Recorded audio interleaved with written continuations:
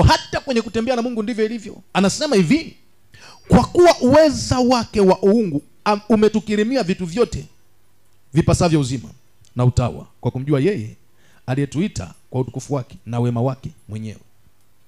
Uweza wake wa uungu umetukirimia kwa kuwa tumemjua. Bila kumjua maana yake hatukirimiwi.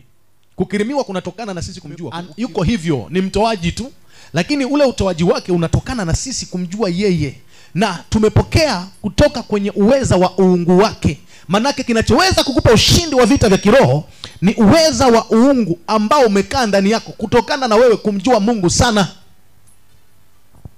Bwana Yesu asifiwe sana. Haleluya. Shuhuda za uchawi, uganga, ushirikina zikiwa zinazungumzwa, watu wanasemaga wow. Wow. Ngoja nikwambie, sio kila ushuhuda unakujenga. Kuna ushuhuda unakubomoa vizuri kabisa.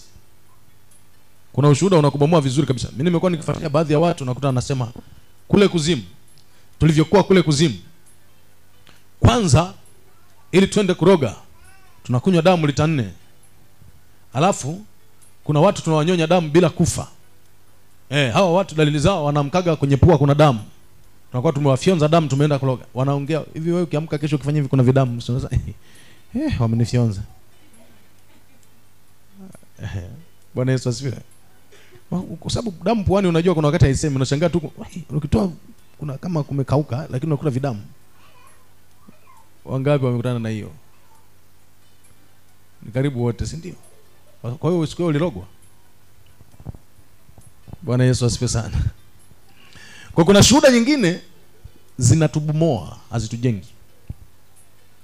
Tunachotakiwa kufanya ni kumjua sana Mungu.